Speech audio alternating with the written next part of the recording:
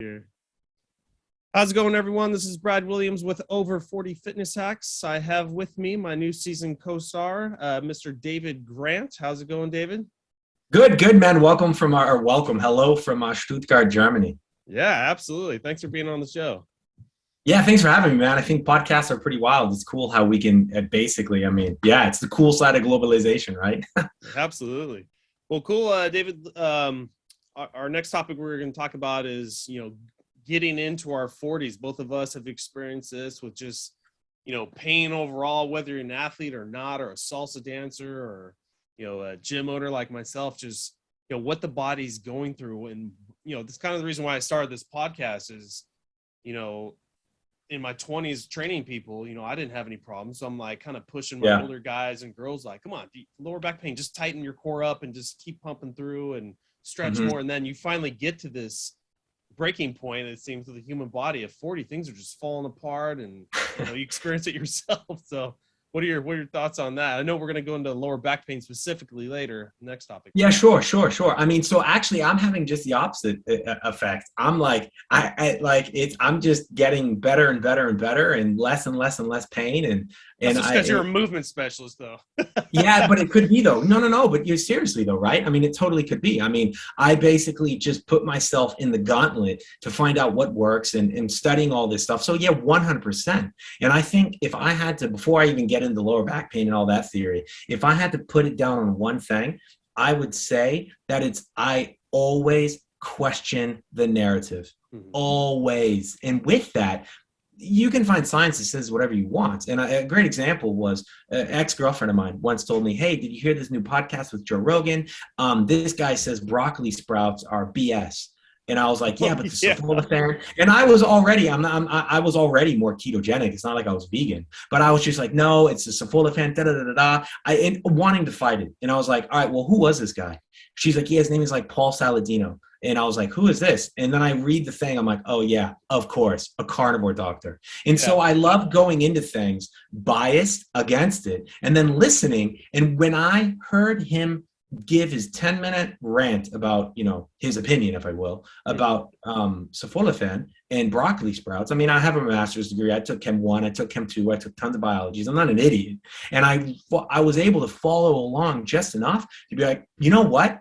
That guy actually makes a lot of sense. And from that, and I ended up giving my broccoli sprouts thing to her vegan roommate. I said, bro, you can have these, man. I don't want them anymore. Now, obviously you don't want to, change your mind every 2 seconds like that. But I just was always, even when I wasn't open-minded to making a decision, making a change, and then checking back in with myself 10, 14 days, 3 weeks later and seeing how I felt. And now Paul Saladino and the carnivore diet is something I really lean in hard on. I mean, I'm going to have tequila tonight and a Cuba Libre when I dance. Exactly. I enjoy life, but it's just wild, and so many people ask me, oh my God, you're 40 years old. Like, that's crazy. Like, what do you do? How are you so young? And then I'm like, well, I eat a lot of red meat. Well, that's not healthy for you. I'm like, okay, well then don't ask me what I do. Like, if you're just going to question what the answer I give you, oh, well, maybe it's just genetics. Well, technically, no, because I was broken and I had everything else when I was younger. So it's not. So I think for me, I've just always spoken to people, listened to podcasts, read books, and I don't care. It's not like I don't care about the universe. Please don't believe that. But I'm not going to listen to somebody make a movie, a documentary about, saving the world, and the guy's flying all over the place in a private jet. I mean, you really just got to question the narrative and find out what works for you. And then when you do find out what works for you, make the best decisions you can. I mean, I lived in Egypt and I saw kids during Ramadan in August when they can't drink water, pick oranges all day that were 8 years old. So someone can give me a hard time about eating a steak that I bought at a butcher from a grass-fed farm. But if I buy an orange at Walmart, I guarantee that came from Ahmed, the guy that I met in Cairo, that was working, 12, 14 hours days at like 8 years old, that wasn't allowed to drink water. Is that any better? Yeah. So question the narrative. That's the narrative and education, and and make your best calls. Yeah. I know just from my own experiences, just in the last couple of years of, being over 40, and I kind of went a little too hard, didn't go your route where I was really focusing on moving and all that, and did take kind of a beating on my body. And now more education, obviously, and just slowing down and then Yeah. just listening to my body. And then I'll figure something's going wrong. I'll do exactly what you said. Just research more into it. Take your time. Don't worry. Nothing's really going to change. And finding little simple things that just added to my daily routine in life. And oh my God, I feel so much better. Yeah. Or Yeah. I sleep better. My back's feeling better, and yeah, you said slowing down. And I think, I joke with, the gym that I work at, these guys are like, fitness athletes, they're doing CrossFit competitions. And I joke and say, well, it's not really even a joke. Their girlfriends are more fit than I am, right? Like it's crazy and stronger, whatever. And then everyone's like, yeah, but you dance so much salsa. I'm like, guys, salsa is like Zumba. No offense to Zumba, but Yeah. I mean, if you think, Brad, about what we were doing when we were younger, I was lacrosse and ice hockey and CrossFit. And you're right, man. I mean, I might do 30,000 steps a day, but the 30,000 steps used to be like sprints, and now they're dancing, right? Yeah, exactly. So, I mean, no, I really have slowed myself down a lot. I squat 100 kilos and I have no desire to go to like 125. I'm not hitting anybody anymore. Yeah, I'm dancing. And I sleep a lot. I mean, people, oh, you can sleep when you're dead. Well, I mean, look at the research. You're just going to die sooner. So why don't you sleep now and live longer? Exactly. That's funny. The last guy I just did a podcast with, he's specializes in sleep disorders and all that, and made the same comment. And I used to say the same thing too when people talk about sleep and everything. I was like, you can sleep when you're dead. It's work. Now I'm like, nope. Yeah, sure. You're talking about like 10, 15 years more in your life. Like you need to take care of the body now. And just regeneration. Like I remember so I'm doing a lot on Instagram, and sometimes I'll take a nap during the day, which of course, like 5 years ago, I would have laughed at. And every time I do like the nap and I wake up and I do I hold my phone up and I do like a story, I'm always like, wow. Like I'm not in love with myself, but I mean, I can factually see that my eyes look bluer, the white looks brighter, and exactly. And then I'm like, all right, that's crazy. And then my girls that are friends of mine will like send me messages, and they're like, dude, did you add a filter? Your eyes are crazy blue. And I'm like, that's insane. So again, it's just this common sense of the body. Either A, I'm just completely in love with myself, or B, it's actually telling me that nap actually truly like had a benefit 2 seconds after I woke up. So we just have to learn to listen to ourselves. Yeah. Yeah. Do you see with the clients you're training now, like a common theme that any of them are overstressed, overworked, or they have a specific like knee problem, or like what's kind of the common denominator across the I think I stole this from Kelly Starrett, and I don't remember, but I believe it was him that said we're not supposed to sit for more than 30 minutes a day. The 30 minutes should be on the floor, and we should change our position every 2 minutes. Or I took the first two from Kelly Starrett, and the last one from my guy, I think his name's like Kit McClaw, somebody from Australia, some yoga guy.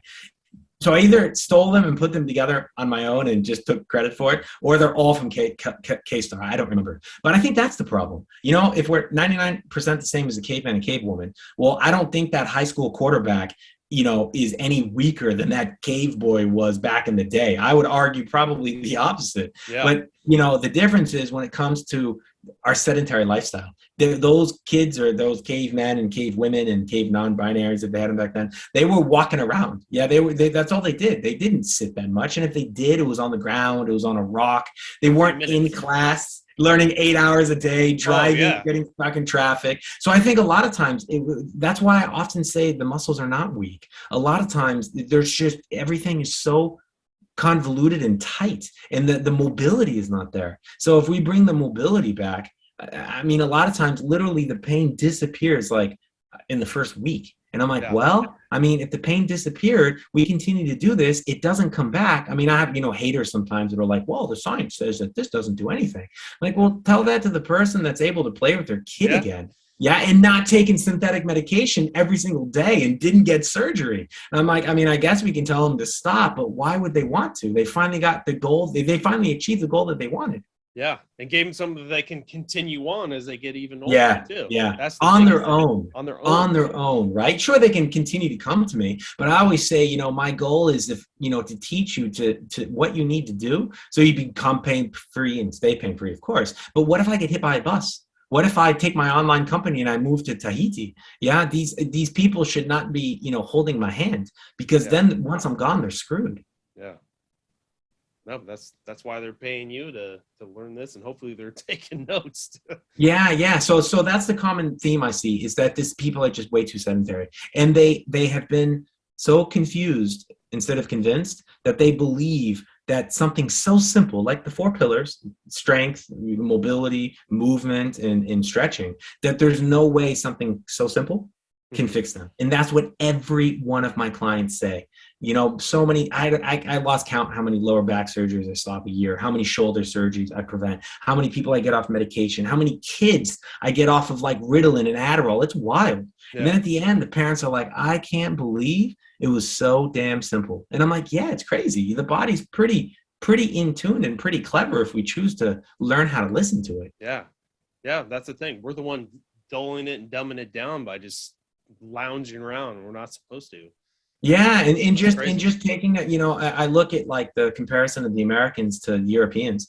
In Germany, man, if you want to buy ibuprofen, you get like this little cigarette box looking like thing of like 8 pills.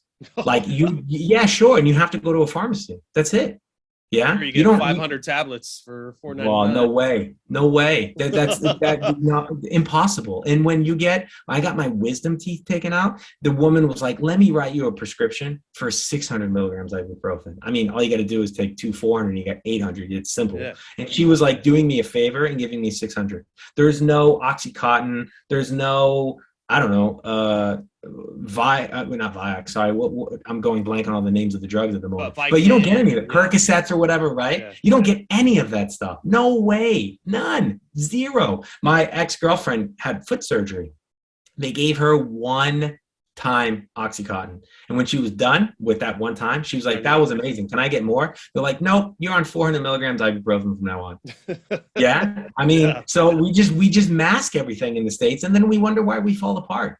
Yep. Well, that's the thing. We got to change that theme. Yeah, totally. So, I mean, I think CrossFit and functional fitness and guys like yourself and just people, like Wim Hof and Paul Saladino and, the carnivore doctors and Joe Rogan having everybody on his show, I think that's helped. Oh, but yeah. I mean, we learned that being overweight is a super big contraindication with COVID, for example. And if you look at the weight gain in the last 2 years in the States specifically, it was a disaster. And we know smoking is obviously, a contraindicative, contraindication. Everything was up. Weight was up. Alcohol was up. Spousal abuse up. Children abuse up. Dude, it's just. Yeah. So we didn't learn anything. No. Right? I mean. Jesus. So yeah, crazy, man. Yep. Well, so David, how can my audience get a hold of you? Do you have a website or any social media links that you usually use that you can throw out there for them? Yeah, for sure. So my website is I'll tell you the confusing one, granttrainingsystems.com. But luckily, I was smart enough to buy the domain unbreakableback.com. So that is much easier to memorize. So unbreakableback.com would be my website. It's got all my offers about me, a free call where you can chat with me about how I can help you. It's called the Learn More call. As you probably can tell from the last hour, I'm not much of a sales guy. I just like to talk. And then my Instagram handle is probably the other biggest one. I've got 24,000, and that's Rehab GTS. And GTS stands for Grant Training Systems. So Rehab GTS. And both, I would say those two platforms right now are probably the website and Instagram are the biggest I've got right now. Okay, awesome. And my audience always know, and I say this every single time, but I always throw those links in the podcast description so they can just click on it too. So if you're listening, don't worry, you can go back and click right on there and get to David. So David, I just want to thank you so much for being on the show. This has just been awesome, and love what you're doing. I love doing my job, and this is just great getting the word out there. So appreciate it. Yeah, no, it's been a great time. And like I said before the show started, man, I got some interesting guests I'll pitch you to. Yeah, because they're all, I think a lot of us really value what you're doing, right? Because, running a podcast is, we all listen to them, right? But we don't all do them. So I think there's, for the first time, mutual respect on both sides. I mean, if you think about like CNN and MSNBC, I think anybody has respect on the other end. People are there for themselves on both sides. And so I think, yeah, what you're doing, man, my hat's off to you. I think it's awesome. And I'm more than happy to be, 1 hour, 1 minute and 43-second part of it. Awesome. Well, I can see your feet moving. I know you got the dancing feet. Yeah, man. Yeah, I think people are waiting, right? So, yeah, thanks once again, and we'll get you back on the show sooner than later. Yeah, cool. Perfect, man. I'm always around. All right. Thank you.